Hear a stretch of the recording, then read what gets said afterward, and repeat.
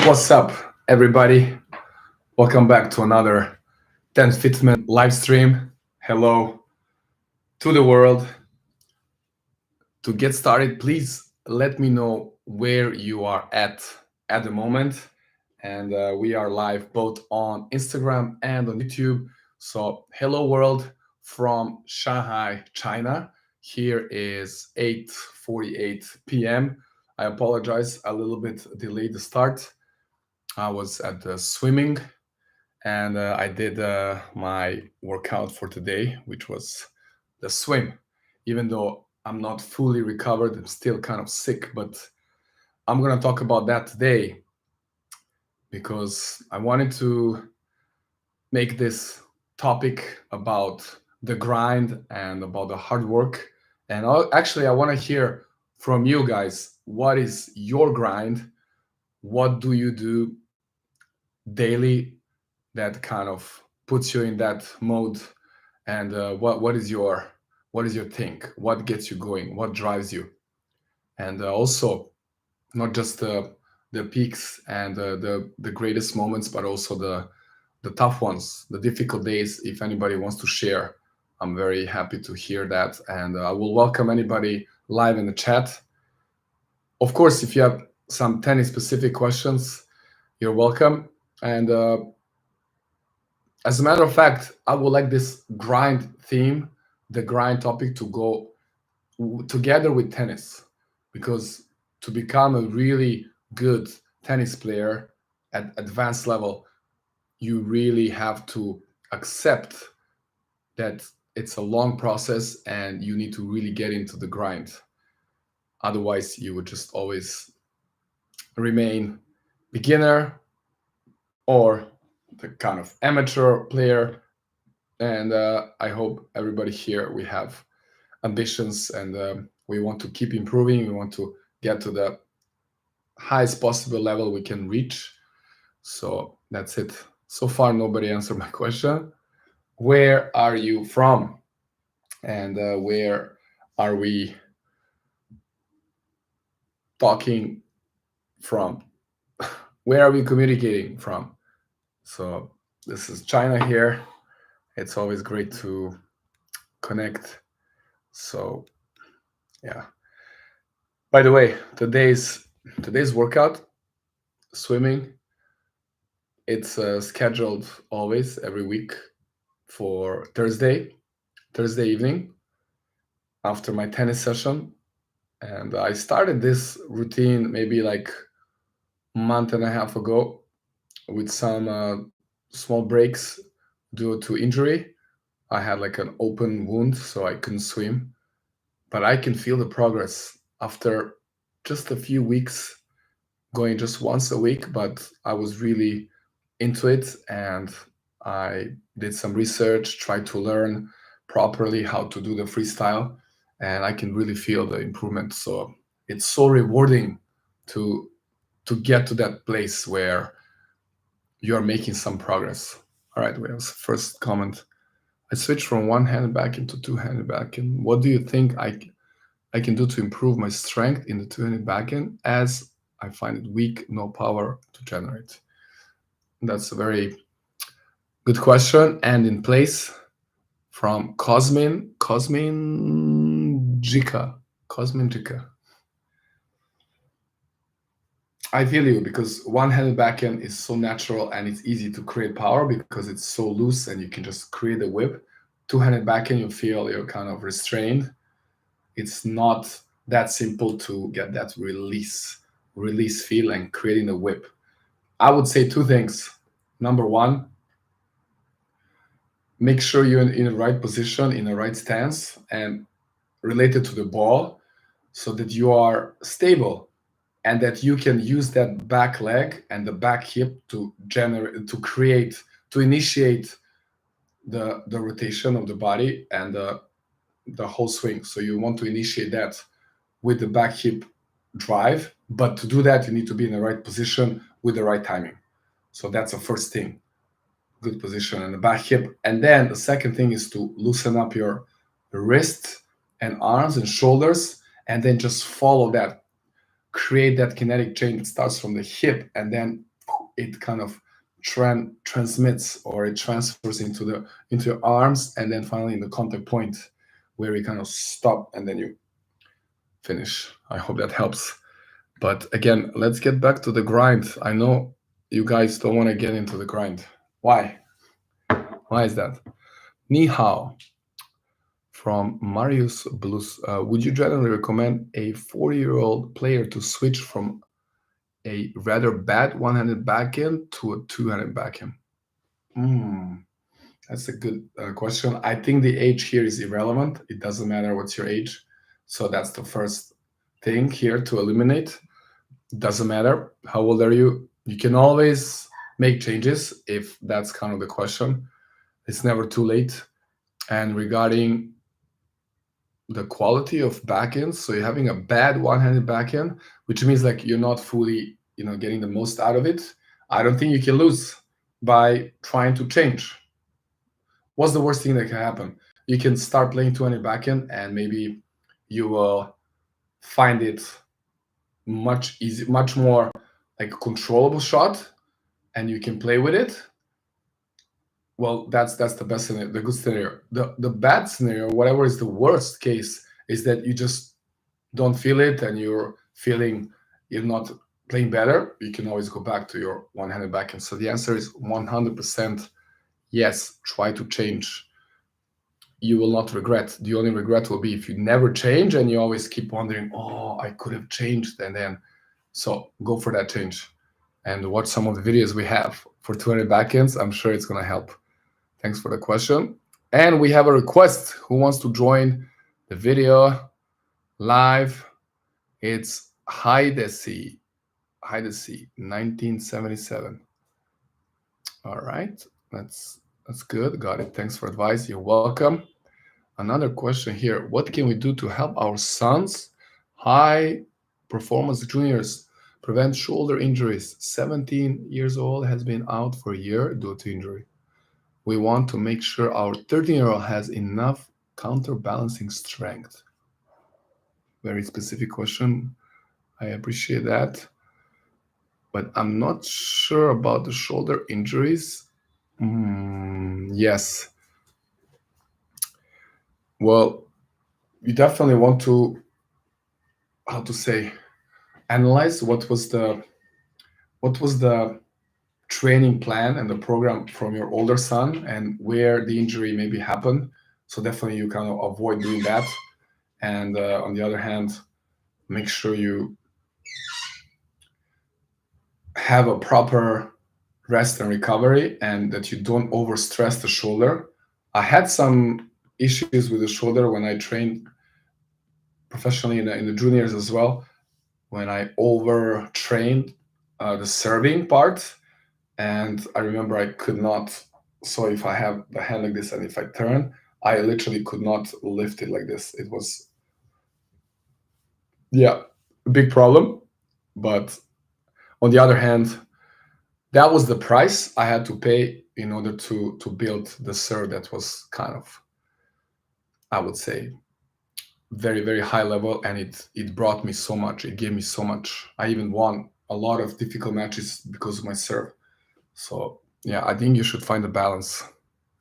And I'm not sure if it's coming from a serve training, the injury, or maybe it's related to some strength training. So make sure to, server is from serving.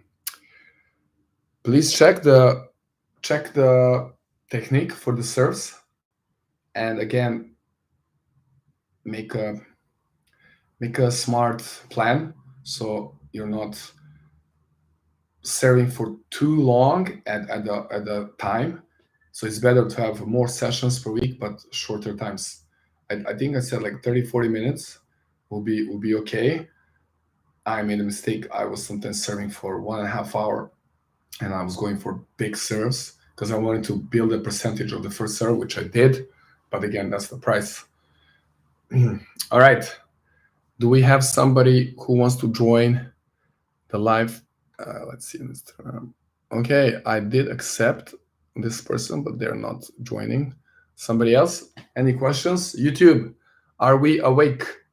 What is the location? Where are you at? Thank you for your content. Do you do online coaching? Niko. Not to the like a standard routines, but I'm happy to help if we can find a common language and if we manage to arrange something.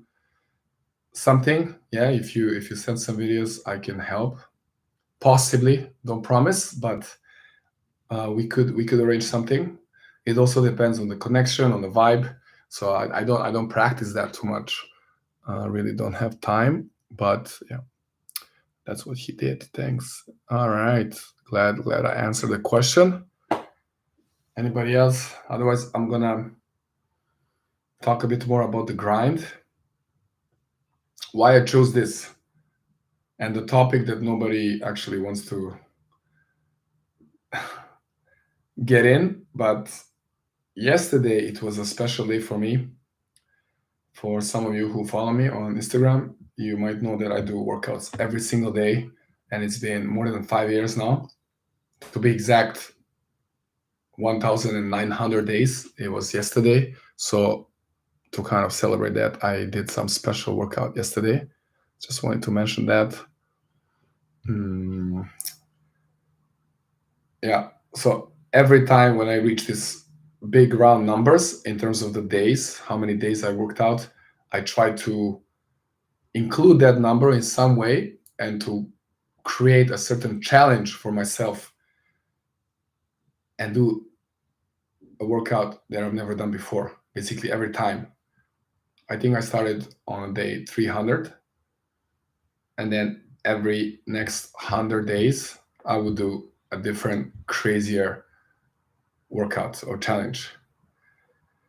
Now, that being said, at this moment, I'm not 100% healthy, still recovering from these major injuries and the problems. So I didn't want to go like absolutely insane, but still it was pretty intense, pretty difficult challenge yesterday. I went for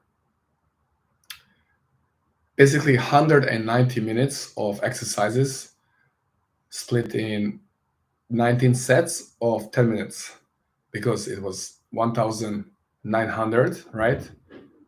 So instead of doing something for 1,900 times, which will be really, really like highly repetitive and it's a high risk of injury, I chose to go for 190, but doing it like really like in a, how to say, well organized way and a very special workout. So that was what I did yesterday. It lasted almost 5.5 hours, and yeah, 19 different types of exercises, almost like mini workouts, and each one I timed 10 minutes of effective exercising.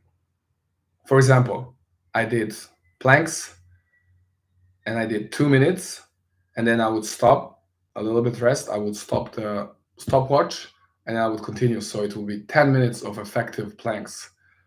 That was just one of the 19 sets. And then some were like shadow swings with jumps, with isometrics positions, plyometrics, and so on. I hope you get the idea. So the effective workout time was 190 minutes, which is 3 hours and 10 minutes. I just wanted to share that because, yeah, for me it was special. But again, to kind of come back to the topic, I think I wrote it. Oh, I wrote it on YouTube in the description. I'm not sure if everybody can see that. The point is like everybody should find your own grind, something that you want to challenge yourself with daily, possibly daily. I would say that's the best, and then you hold on to it like it's something sacred and something very special for you, and you just don't let it go no matter what. And it's a challenge. It's a huge challenge, especially on the days where you don't feel right, you're sick, you're injured, you have some personal issues, work is not going right, the weather is crap, inside of you are not motivated, you are maybe burned out and stuff. That's where it's the most difficult. But on the other hand, it's the most special because you find something within that will still drag you, literally drag you over that hump and then make you do it. If somebody wants to share your personal grinds and something you did that's kind of relating to this, it's relatable, please share. I would really like to hear. As you can hear, my voice is not completely normal, still recovering, but getting it done regardless. How would you rate the Wilson Clash V3 for beginners? Wilson Clash. And in general, which racket is good for a female beginner? A racket that can last along the progression would be ideal. Thanks. To be honest, I'm not that expert in this kind of matter to really assign or to choose the right racket for someone in terms of the levels. I would definitely say make sure that when you hold a racket, it doesn't feel too heavy when you swing with it, right? That's important. So you want to kind of have a lighter racket in that beginning phase. And in terms of the Clash, I really like Wilson Clash. It's very soft, I would say. It's not soft, obviously. It's hard frame, but when you play with it, it just feels it's kind of elastic. I really like that about the racket. I think it's great for beginners. Now you asked me for V3. I'm not really sure. I know most of the clashes are great. So yeah, I don't think you're gonna make mistake. And also in the beginning, it doesn't really make much of a difference. But because you wanna keep it for a while, I think Clash is a good racket. It's gonna serve well even when you go advanced. Can you recommend any tennis instructor in the Nordics to get my son to the next level? Nordics. Sorry, I don't understand. Do you mean like north of Europe, or what is Nordics? Your videos with X and Czech are great. Thanks so much. I'm glad you noticed that and you appreciate, because those ones really give me nightmares and troubles. It takes me so long to edit. More specifically, today's video, if you haven't seen it, please check it out. Give some feedback. It's going to mean a lot. I spent, I think, 2 hours, maybe even more, to edit, and because I also do the subtitles. And not to complain, it's great that Instagram provides the subtitles, but I always have to fix it. A lot of things need to fix, so I need to re-edit the subtitles and also choose the right the letters, the size, the positioning, and then uploading is really difficult in China. Again, I don't want to complain, but thanks for that feedback. Do we have more questions? Do we have more? How do I improve the timing of my ground strokes? Thanks for the question. From Ram Bakshi 7. How do I improve timing of my ground strokes? Wow. All right, I can give you a few tips there. Thanks for the question. It's an interesting topic, and it's something that a lot of people need to learn and to improve at. I would say the first thing is to start on time with your preparation, with the split step and the initiation of turn. You got to do that properly. If not, everything else will be off. You will put yourself in a rush position, and the timing will be just totally off. So make sure you always do the split step right before the opponent hits the ball. So when you land, you can immediately turn to a certain side. So that's the first thing. And then this is the second part that can also help. You get the racket to kind of stay up and get towards the power position. This depends on the speed of the incoming shot and also depends on your technique. I would say you kind of want to get that earlier. It's better to get there early than late. And then you want to keep that position for almost as long as you can and of course move and search the right spot where you want to kind of load that back leg, and then literally as the ball is coming to you almost to the contact point, that's when you want to do the drop and pull. I hope that helps. All right, let's get back to YouTube, where we have 3 viewers. Oh my god, where is everybody? Come on, guys. And also, let me read another question here. Would like to understand the the racket motion during. Oh, there's some mistake here. During the serve are always the same, whether it's a flat. Okay, I guess I will try to decode the question. The question could be: is the racket motion same during the serve, no matter if it's a flat slice or kick, while the only difference lays in the toss, or the racket motion differs? Okay. The racket motion during. Do you guys kind of understand this? Yeah, I think it's about what is the difference in a various serves. Is it just about the toss or it's the racket? It's definitely both. It's not going to be only the toss. What's common for any serve, what is the fundamental element, is the pronation. So it's always there, which means edge goes almost towards the ball and then the racket opens. So this part. Now, besides the toss position, but when we mention the toss, ideally you don't want your toss to vary too much, even for the different serves, because that's when you will hide your intention. This is super advanced level though, and it's usually slightly towards your left for right-handed players, because then you can maneuver the racket in different ways and you can come up with a kick, slice, or flat. The biggest difference is the timing of the pronation. So you're always going to have edge. Now the flat, you're guessing here. Let me use this ball here. Flat serve, the pronation will happen the earliest because we want the racket to be completely open at the contact, and then we can hit the ball totally flat. And even after contact, racket will pronate, but at the contact is totally flat. Imagine a slice serve. The pronation happens slightly later because then you will hit the ball with the angle of the racket, and therefore you're going to create a slice.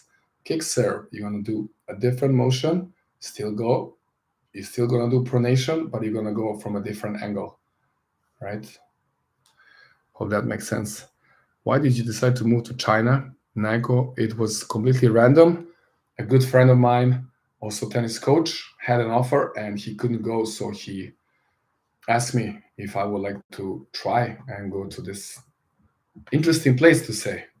And here I am, 9 years later. Yes, I invite everybody who never been, come to China, come to Asia. We're welcome always to Shanghai, and say hi. Maybe we can hit 2 balls. Can you demonstrate right to left serve move? Right to left serve move. Sorry, I don't understand the question. If you can clarify. Let me see here. We must have more questions. The screen doesn't update. Sorry, guys, I cannot read all the questions. What's the best tennis camp to enroll my son in this summer in Europe? All right. Oh my God, there's just so many camps. I've never attended any, and I don't have much experience with that. I'm sure those big ones are great, such as in Spain. You have plenty of them. France. What else? There is some in Italy, Serbia, also great camps. I cannot kind of give you one. I think you have to do some research there. Hello, Argentina. Thanks for saying hi. You're enjoying the nice weather there for sure. Actually, Argentina, maybe now it's getting cold. Maybe it's winter time. Sorry. It will be in Hague, Holland. Oh, I also don't know about coaches in Holland. So Can you show this white shift? Oh, somebody noticed the rackets behind. Yes, these are my collection from Wilson. I'm kind of keeping them, and maybe eventually I will put the strings on some of them and try them. But I just like to have them like this. Yes, let me show you.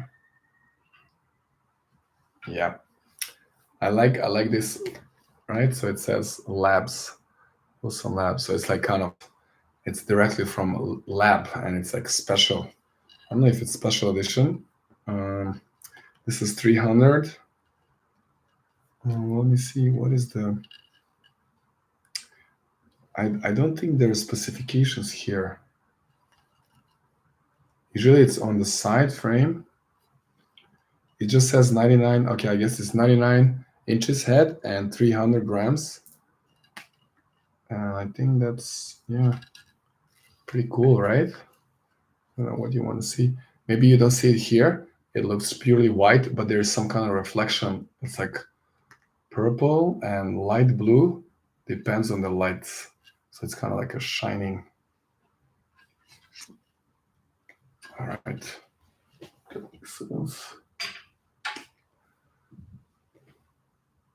What else we have here? Guys, do we have anybody who wants to share about the grind? Because otherwise we just totally missed out the topic.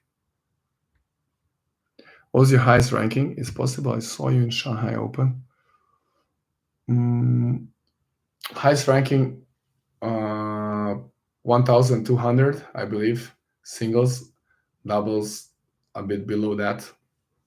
To be honest, I did not play too many tournaments. Did not give myself like really a good shot at it. It was really, really expensive for me, and I would just play tournaments around my hometown, the country. Maybe I traveled just a couple times to the like a neighbor country. Like I'm from Serbia, so I would play maybe a couple of tournaments in Hungary, and where else? Bosnia, Croatia, maybe. Yes, I went to Croatia also a couple of times, but that's pretty much it. Is it possible I saw you in Shanghai Open? I was, if you mean Rolex Masters, I was there every year as a spectator or as a hitting partner, so maybe. And as a coach as well, I was helping one of the doubles team to kind of prepare for matches. They were great. Head Extreme Pure, or I don't know about Head. Spain, yes. So nobody's joining the live. Okay, that's it. Let's see YouTube. We have some questions. Grind, not Gring. Okay, there was a typo. I definitely typed grind. So maybe. Wow, it should be grind. Okay, so now you know it's grind. Let's see if somebody wants to share. What is your grind? What is the last challenge you did? What is the last difficult workout? Or maybe just the last workout. Okay, we don't need to say it's difficult. As you can see, I'm like now barely talking. So if somebody wants to take over, that would be really nice. But yeah, what I wanted to do with this live is just touch on that topic of finding your own rock that you want to push against the mountain. You want to push up. And the point is that you always push it. And even if one day you kind of reach the top, you would not just say, okay, I'm done. The point is like once you get there, you would acknowledge it. You would a bit reflect. You can see the view. And you would maybe treat yourself with something, reward, but that would definitely not be the end. Because once you reach there, I would say what you want to do is to look further and try to find some other even higher mountains. Yeah. Otherwise, what will be the point? If you just have some like goal you want to reach and that's it, and then what? The game stops. I think your challenge is to find something to do that basically never ends, because in that way you can always play it, and that challenge would actually be the game. So I think that's the idea I want to share here or send across. You want to play the game that's always there and you can always play it, and you define the rules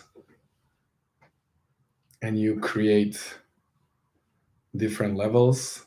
You can get very creative. And then another important thing here is nobody needs to understand it. That's how I see it. Nobody needs to really get it.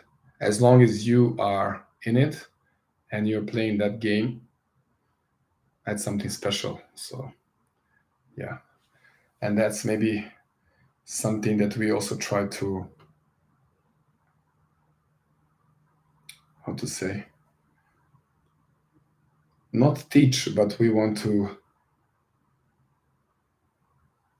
I'm missing the word, through our TENFITMEN brand and the concept, we want to not reflect, we want to project this kind of mentality that it's a never ending game. And you always want to keep going, you always want to progress, make progress, and yeah, just enjoy that process and the grind. The grind. I play only 2 hours in a week, let's say upper beginner level. How much time do I need to be an advanced player on this speed? Yeah, I got this kind of questions. Thanks, Rangeover. Rangeover? It's not Rangeover. Rangeover. It's difficult to answer because it really depends on your ability, capacity, your athleticism, and how quickly you pick up sports. And have you played some other racket sports or sports with balls? So that always helps a lot. For example, because we can have extremes. We can have a person that never did any sports and they are just start like you, 2 hours per week. And then they ask me how long. That's going to be a very long process. Also depends how engaged are you during the session. Do you pay attention to details? Who is guiding you? So many factors. And then other extreme is some person who is very athletic, played 3 different sports before, and is very fit, and also has great hands, I would say, and great hand-eye coordination. They can make this progress, like you said, from upper beginner to advanced. Also depends what do you consider advanced. There's such a big spectrum of these levels, but let's say somebody who can play matches, you can play competitively. I believe within a few months, yeah, I think it's possible if this is an extreme. So we have these 2 extremes. One can be like years, and one can be like, when I say a few months, I mean it's like 6, 7, 8 months. But I believe you could make this progress if you're super in it and you're picking up very quickly. All right, thanks guys. I think I will wrap up soon, since I also don't feel too much engagement. Not to blame you, all good. I would do my best to prepare some interesting topics next time. And thanks to everybody for joining. Wish you a great day. And again, if you haven't so far, find and discover your own grind, your own rock, and then keep pushing it for the sake of the game, for the sake of your own progress, that you improve, not just in terms of skills, but also mentally, that you become unstoppable because you can do it on any given day. And that's why I said, find a grind and try to hold on to it on any given day. And then you will see what happens. You will see how your mindset shifts. That's it. Thanks so much again. And I'll talk to you soon in our next live stream. Should be on Thursday, as I try to keep that schedule. So until then, have fun, play more, and keep making progress. Enjoy the game.